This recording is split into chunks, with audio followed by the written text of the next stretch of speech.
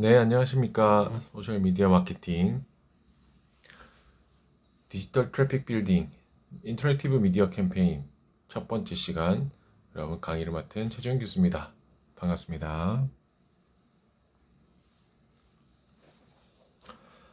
어, 저번 시간에 우리가 디지털 트래픽 빌딩에서 좀 더 발전된 인터랙티브 미디어 캠페인을 오늘 배우게 될 건데, 이 부분은 여러분들과 이제 조금 더 발전된 마케팅 방식이라고 생각하시면 되고요. 이 발전된 마케팅 방식이 그냥 광고도 되겠지만 캠페인 형식으로 풀리는 방법들을 여러분들과 함께 공유하면서 좀 더 최신의 기법들 그리고 와 이런 것까지 할 수 있을까라는 기획적인 사고들 그리고 마케터로서 내가 어떤 부분에 좀 더 관심이 있을까 등의 개념들과 사례들을 보면서 여러분들이 좀 이해를 더 높이실 수 있을 거예요. 그래서 저는 매우 중요한 장이라고 좀 생각되는 장인 게 트래픽 빌딩을 하기 위한 디지털 트래픽 빌딩을 하기 위한 많은 사례 중에 이 인터랙티브 미디어 캠페인은 특히 이게 기술이 발전하고 네트워크라든지 이런 우리 인프라가 발전하면 할수록 좀 더 강해지는 거거든요. 왜 그런지 여러분들과 함께 한번 살펴보도록 합시다. 자, 이 디지털 트래픽 빌딩에서 이 상호작용성이란 걸 제일 먼저 나오게 되는 이유는 디지털 마케팅을 이해하기 위해서는 이게 가장 핵심적인 키워드예요. 그래서 이 상호작용성은 매스 마케팅과 뉴미디어 마케팅으로 구분되는 가장 핵심적인 키워드가 상호작용성이 들어갔는지 안 들어갔는지거든요.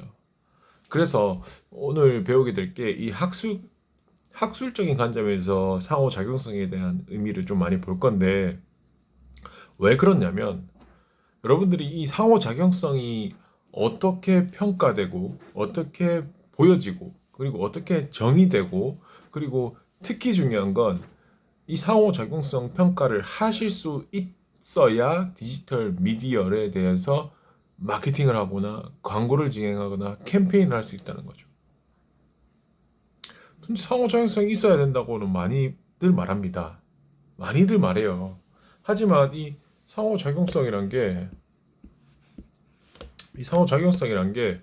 도대체, 뭐냐?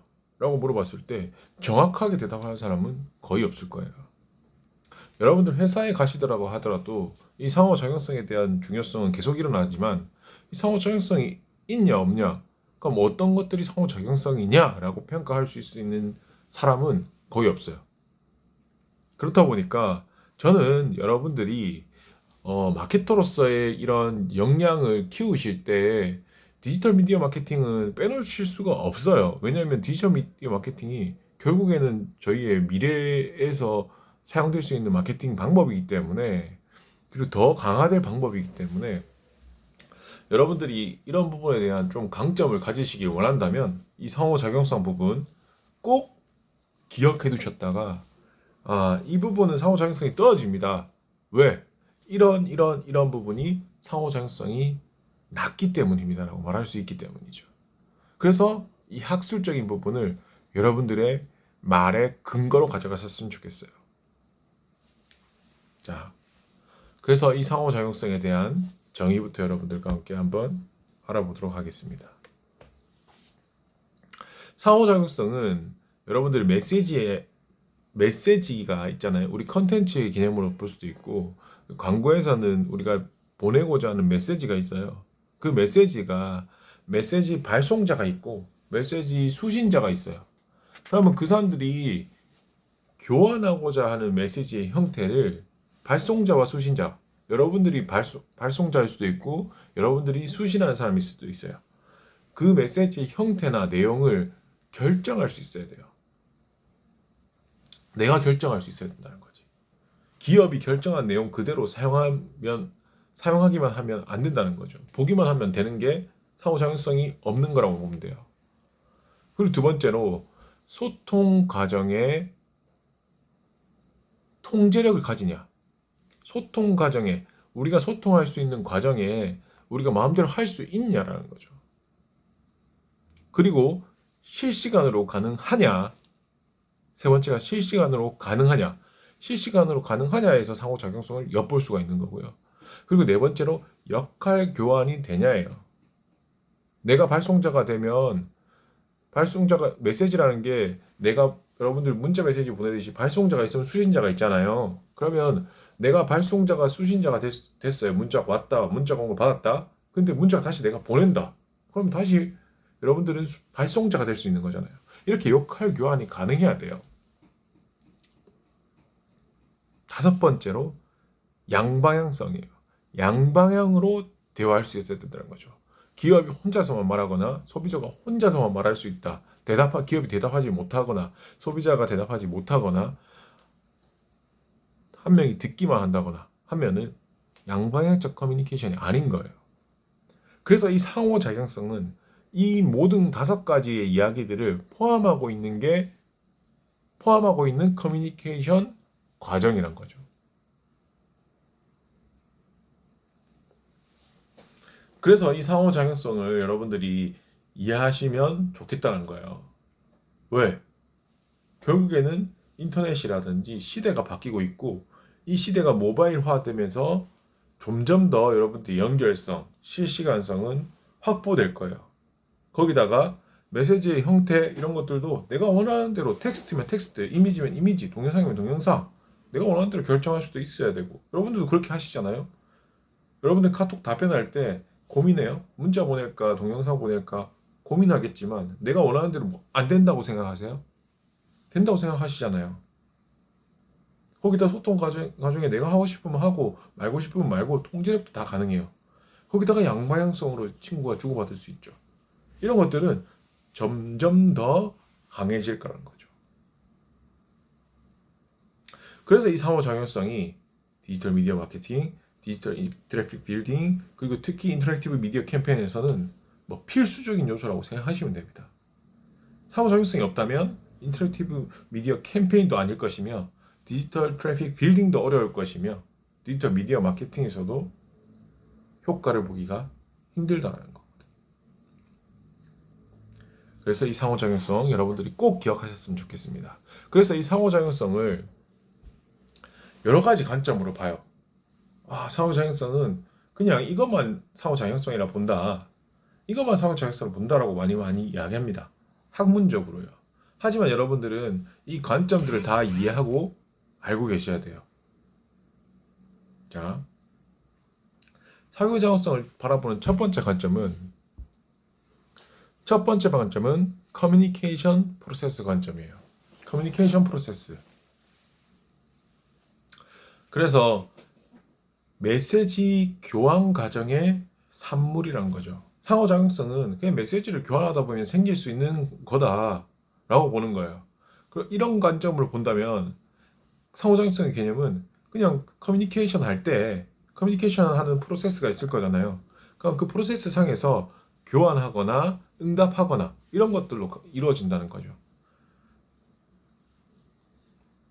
그래서 커뮤니케이션 프로세스가 있다면 커뮤니케이션 메시지를 주고받거나 그리고 그 사람들이 응답하는 그 과정에서만 상호작용성이 일어난다라고 보는 관점인 거예요.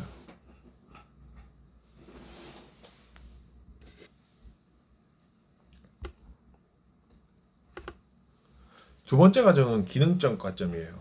기능적인 관점. 이 기능적인 관점은 상호작용성이 그냥 기능적인 관점만 있다라고 보는 관점이고 이 매체가 지니고 있는 특히 우리가 송출하는 매체일 수도 있고 여러 매체들이 있는데 광고에서는 이 광고가 매체가 지니고 있는 그냥 고유적인 특징이다. 그래서 특성이라고 보는 관점도 있어요. 그래서 사용자를 통제하거나 양방향 커뮤니케이션을 그냥 상호작용성의 가장 큰 특징으로 보는 거죠. 예를 들자면 여러분들이 기본적으로 매체인 실시간으로 라이브 할 수 있는 환경이 있잖아요. 그런 환경에서 사용자들이 다양한 형태나 컨텐츠 수정을 얼만큼 할 수 있는지, 이런 것들이 그냥 상호작용성이 있는지를 보는 거죠. 그래서 이거는 약간 좀 더 매체적인 관점으로, 매체적인 특성으로, 상호작용성은 그냥 매체의 특성이다 라고 보는 관점인 거죠. 세 번째는 인지적 관점이에요. 인지적 관점이란 거는 상호작용성이 그냥 인지하는 거, 여러분들 인지한다고 하잖아요. 알게 되는 순간인 거죠. 그래서 상호작용성이 얼마나 내가 느꼈는지에 대한 관점을 상호작용성을 본다는 거죠. 내가 듣는 사람이, 그리고 보는 사람이 뭐 발신자와 수신자가 있다면 수신할 때 내가 얼마나 실제로 상호작용성을 느꼈는가. 그래서 이 정도 느껴야 상호작용성이 있다, 아니면 상호작용성이 얼만큼 되고 있구나라고 판단하는 건데, 이건 정말 지극히 수용자, 메시지 수용자일 수도 있고 광고 수용자일 수도 있어요. 상호작용성이 일어나는 수용자의 관점에서 지극히 주관적인 판단으로 초점이 되는 거죠. 그래서 이런 것들이 어떻게 판단될 건지, 어떻게 점수화 될 건지는 어렵다는 거죠. 인지적 관점은. 그래서 동일한 매체로부터 여러분들이 같은 신문 매체, SNS 매체, 여러 가지 매체가 있잖아요. 인지적 관점 같은 경우에는 수용자의 상호작용성이니까 내가 똑같은 매체, 똑같은 종류의 컨텐츠를 제공하더라도 어때요? 수용자는 주관적이란 말이에요. 다른 수준으로 어떻게 된다? 상호작용하게 된다는 거죠. 인지적 관점에서 본다면 말이죠. 그래서 이것도 맞는 것 같긴 해요. 상호작용성을 본다면. 그리고 네 번째가 혼합적 관점입니다. 우리가 말했던 인지적, 기능적, 커뮤니케이션적, 이 관점을 모두 다 포함한다는 소리인 거예요. 그래서 세 가지 관점이 전체 아니면 일부적으로 혼용되는 접근 방식인데, 이런 상호작용성은 여러 가지 관점으로 보고 있구나 라고 여러분들이 이해하시면 될 거예요.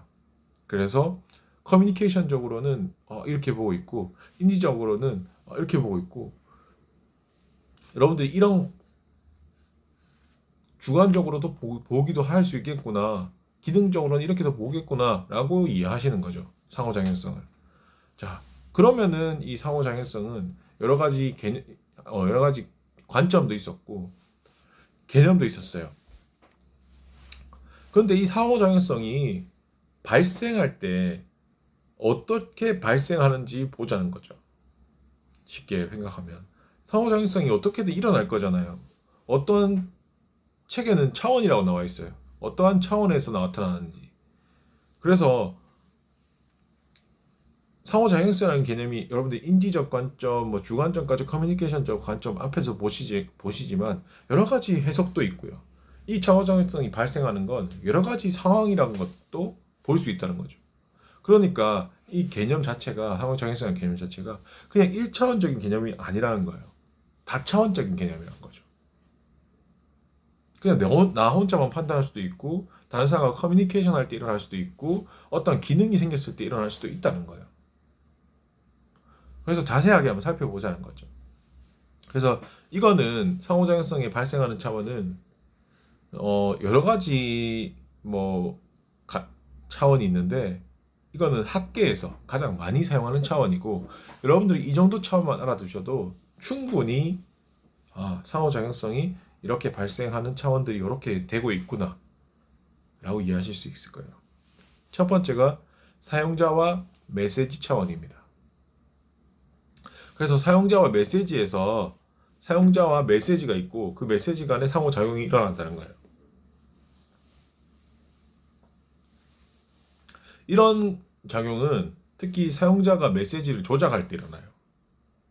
그리고 원하는 대로 내가 바꿀 때 상호작용이 일어나고요. 거기다가 우리가 다른 말로 말하면 정보 탐색하고 내가 특정한 정보를 찾아내거나 그리고 획득한 정보에 대해서 편집하거나 변형을 행하는 장소에서 상호작용이 일어난다는 거죠. 쉽게 생각하면 여러분들 웹사이트 내에서 뭐 포털 사이트 내에서 여러분들이 메시지를 조작할 수도 있고 원하는 대로 바꿀 때 언제죠? 여러분들 네이버 뭐 포털 화면을 내가 원하는 대로 바꾼다거나 뭐 뉴스 라인을 내가 편집하고 변형한다거나 이런 과정이라고 보시면 돼요. 그래서 그 주고받는 사용자가 메시지를 볼 때, 그리고 조작할 때, 그리고 원하는 대로 바꿀 때, 그리고 편집하거나 변형이 일어날 때, 뭐 쉽게 생각하면 나무위키에서 여러분들이 편집하거나 변형할 수 있잖아요. 그래서 사용자와 메시지 간의 상호작용이 일어날 때 일어난다는 거죠. 두 번째는 사용자와 사용자끼리입니다. 송신자와 수신자 간의 양방향 커뮤니케이션 과정에서 상호작용이 일어난다는 거예요.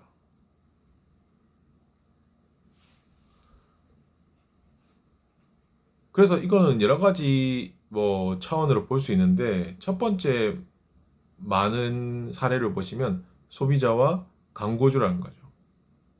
자, 광고주라는 건 뭐 광고주 대표자분도 있을 거고 여러분들 마케터의 역할도 보실 수 있어요. 그래서 마케터가 적극적으로 광고를 소비자 커뮤니케이션을 하기 위해서 이 상호작용성을 발생시키기 위해서 사용자와 사용자, 여러분들도 사용자고 광고주도 사용자고 소비자도 사용자인 거예요. 이 사람들이 커뮤니케이션이 일어나는 거죠. 뭐 많은 사례를 보시면 해당 기업에다가 여러분들이 소비자와 광고주 사례를 본다면 해당 기업이 여러분들 Q&A 게시판에다가 글을 남기거나 이메일을 보내거나 질문과 대답을 하는 상황이라고 생각해 보시면 됩니다.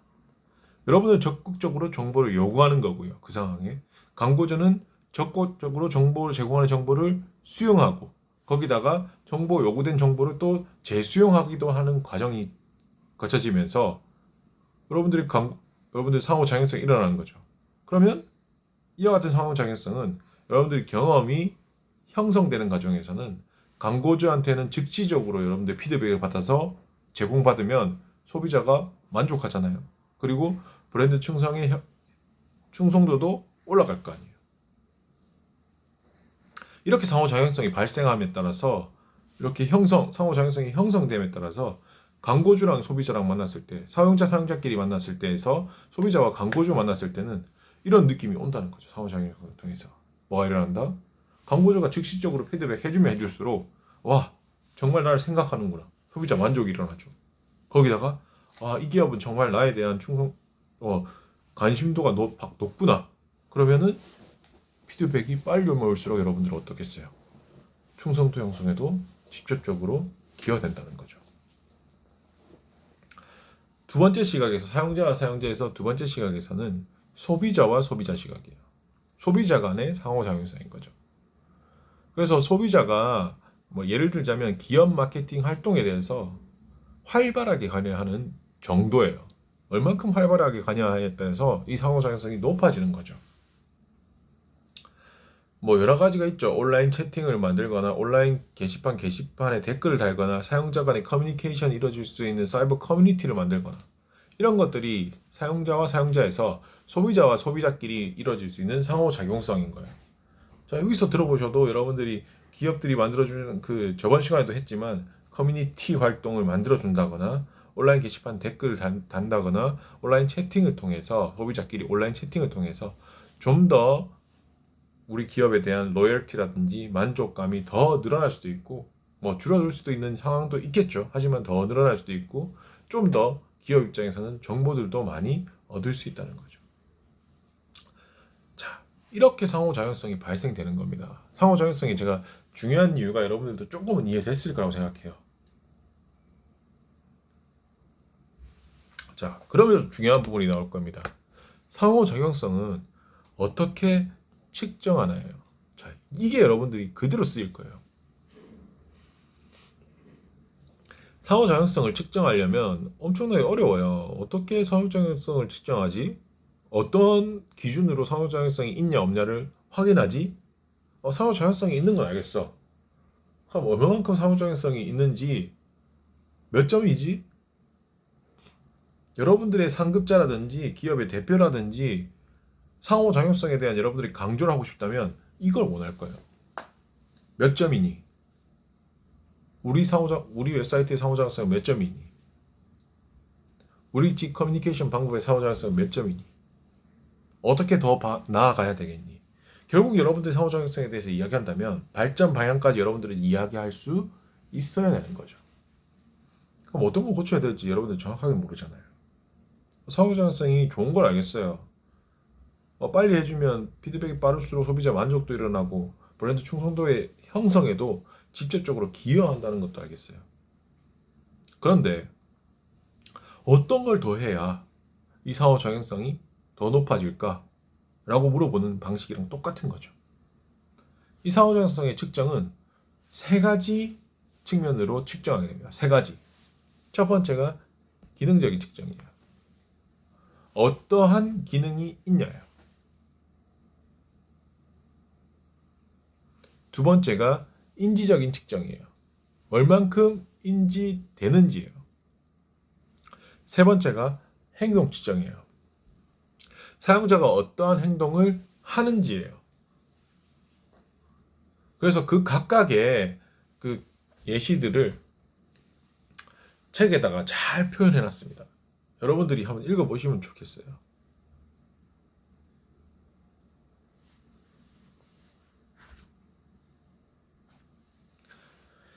그래서 첫 번째는 기능적이라고 제가 말씀드렸죠. 얼마나 기능적이 구사되어 있는지예요.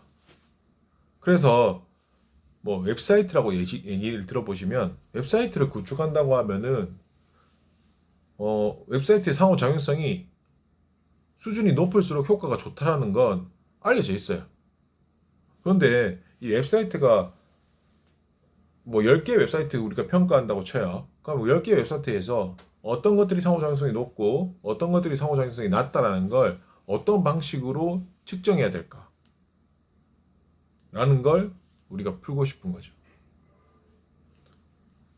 가장 쉬운 방법은 뭐 트래픽 확인하는 거예요. 웹사이트 가장 어디가 많이 방문하냐?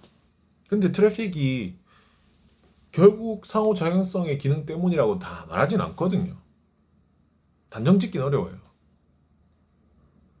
그렇다 보니까 이 기능적인 측정은 어떻게 할지 여러분들이 한번 책 193페이지에 잘 나와 있습니다. 그래서 특정 웹사이트에 얼마나 많은 상호작용적 기능이 있는지예요. 예를 들면 193페이지는 예를 들면 사용자가 얼마나 의견을 제기할 수 있는 가능성이 있는가, 콘텐츠의 다운로드 여부는 가능 여부는 얼만큼 되어 있는가, 웹 관리자의 소통 가능성은 얼마나 되는가, 이런 것들이 상호작용성을 측정하는 하나의 방식이 될 수 있는 거죠.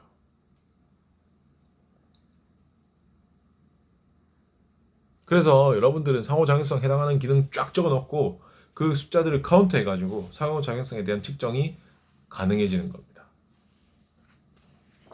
그래서 책 193페이지를 한번 같이 보시면 키워드 상호 소비자와 메시지 상호작용, 소비자와 광고주 상호작용, 소비자 상호작용, 우리가 앞에서 배웠던 기능적 관점으로 보게 되는 거고요. 이 기능이 뭐 소비자 메시지 같은 경우는 키워드 검색이 얼마나 되는가, 그리고 선택 도우미가 있는가, 소비자와 광고주 관점에서는 온라인상에서 제품이 주문 가능한가, 그리고 신제품 제안이 가능한가, 취업 지원이 가능한가, 그리고 소비자와 소비자 상호작용에서는 커뮤니티를 제공하는가, 사용자 그룹이 있는가, 온라인 엽서를 보낼 수 있는가, 이런 것들이 여러분들이 점수화할 수 있는 항목이라서 193페이지 같은 경우는 여러분들이 체크해 두셨다가 상호작용성 평가를 해봤으니 이러한 부분이 약합니다 라고 여러분들이 직접적으로 말할 수 있는 체크리스트가 되는 거죠. 이런 것들은 어디에도 구할 수 없어요. 저는 그대로 쓰실 수 있다고 판단합니다. 그리고 이렇게 기능적으로 판단할 수도 있지만 두 번째로 인지적으로 측정하기도 한다고 했죠. 그래서 이 인지적으로 측정한다는 것은 여러분들 인터랙티브 미디어를 사용한 후에 얼만큼 인지했는지예요. 얼만큼 인지했는지. 그래서 이게 사용자에서 얼만큼 나에 대한 상호작용성이 지각되었는지에 대한 측정도고요. 측정 한문은 미리 정해져 있어요. 여러분들 195페이지에 보시면 인지 상호작용성 측정 항목 및 내용이라고 해서 표가 잘 나와 있습니다. 그래서 양방향 커뮤니케이션은 실시간 소통인지 아니면 시간적으로 반응적인지 아니면 인게이지먼트인지 아니면 대화 가능성은 실시간으로 대화 가능한지 시간 반응성인지 인게이지먼트인지 신속한 처리인지 느린 처리인지 빠른 속도 처리인지 시간 반응성이 어떤지 그리고 다양한 컨텐츠는 실시간 소통인지 뭐 인게이지먼트인지 이런 것들로 여러분들이 측정 항목 및 내용이 있다는 거죠. 그럼 여러분들이 인지적인 측정, 기능적인 측정은 이 정도, 인지적인 측정은 이 정도입니다 라고 말할 수 있는 거죠. 그래서 얼만큼 지각하였는지도 여러분들이 바로 말할 수 있는 거죠.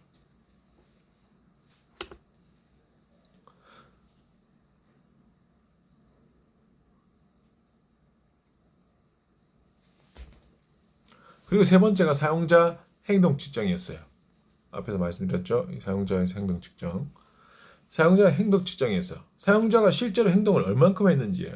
쉽게 말하면 웹사이트 방문해서 클릭 몇 번 했는지, 어떤 컨텐츠를 게시판에 올렸는지, 어떤 것 다운로드 받았는지 그거 숫자로 다 정해보는 거예요. 그래서 사용자들이 실제 행동을 통해서 상호작용성을 측정해보는 거고 실질적으로는 과학적인 측정 방법으로 보이죠. 근데 이게 로그 파일 분석이 필요하고 연구 데이터가 얻기가 힘들어서 실제로는 기능적, 인지적을 많이 쓰고 있어요. 하지만 이 데이터 분석 방법이 발전할수록 여러분들은 이 사용자 행동 측정으로 넘어가시게 될 거예요. 여러분 충분히 할 수 있어요. 이렇게 세 가지 방면으로 측정할 수 있고 그 측정에 대해서는 여러분들이 책에 표로 나와 있었기 때문에 제가 프레젠테이션을 만들지 않았지만 여러분들이 마케터로서의 정도 능력은 충분히 업그레이드 될 수 있다. 이 체크리스트 하나만으로도 상호작용성을 평가할 수 있는 거니까 여러분들 입장에서는 얼마나 높은 수준인 거예요.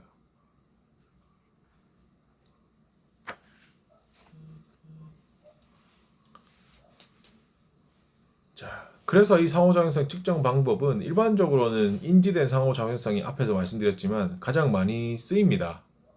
그래서 이 인지적 측정 방식에 대해서 여러분들과 조금 더 알아보도록 할게요. 인지적 상호작용성의 측정을 하기 위해서는 인지된 상호작용성이 얼만큼 인지되어 있는지 측정하기 위해서는 이러한 기준들을 가지게 돼요. 첫 번째가 커뮤니케이션의 방향성이에요. 사용자와의 양방향 커뮤니케이션이 얼마나 가능한지예요. 그래서 특성 사이트 통해서 광고주와 메시지 주고받을 수 있냐? 컴퓨터를 이용해서 다른 사용자와 메시지를 주고받을 수 있냐? 이런 것들을 여러분들이 커뮤니케이션의 방향성으로 판단하게 되는 거죠.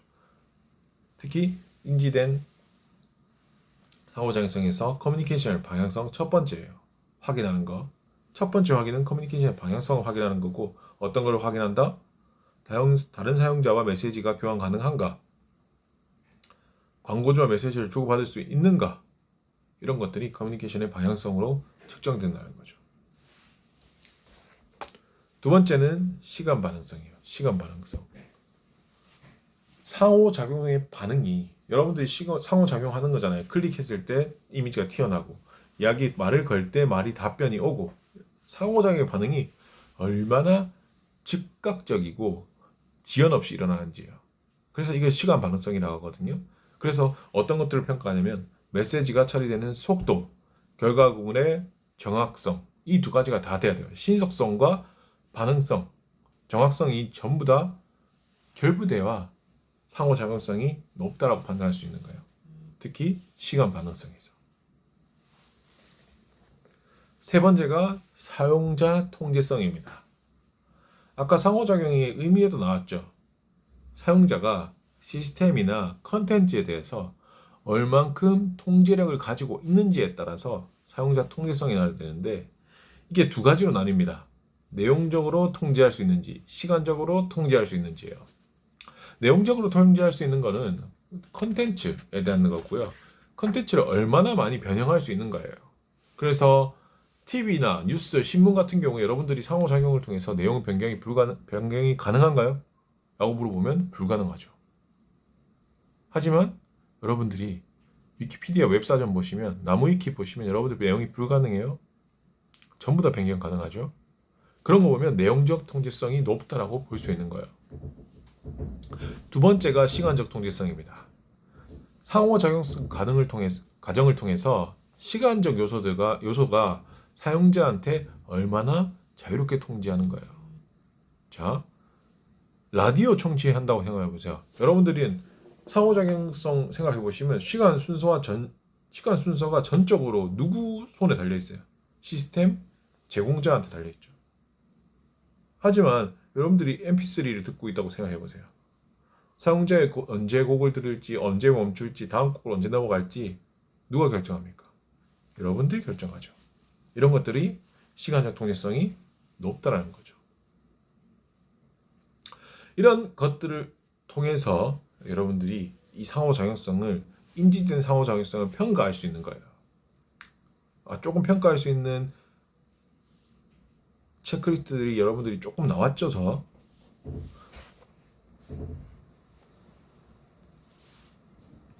자, 그러면 여러분들이 이 인지된 상호작용성 평가까지는 충분히 여러분들이 하실 수 있다라고 저는 판단할게요. 그래서 여기는 이 페이지는 잊지 않았으면 좋겠어요. 조금 더 학문적인 이야기는 하지만 이 학문적인 이야기가 결국 여러분들의 상호작용성 평가에 대한 근거들이 다 나와 있는 거고요. 이 근거들을 통해서 여러분들은 상호작용성 평가가 중요한데 기업들은 이루어지지 않고 있고 그 이루어짐은 내가 기준을 잡아주는 사람이기 때문에 모든 컨텐츠, 모든 기획들이 여러분들의 상호작용성 평가는 여러분들한테 물어보게 될 거라는 거죠. 얼마나 멋진 일이에요. 자, 첫 번째 시간은 여러분들과 해서 상호작용성의 평가까지 여러분들과 했고요.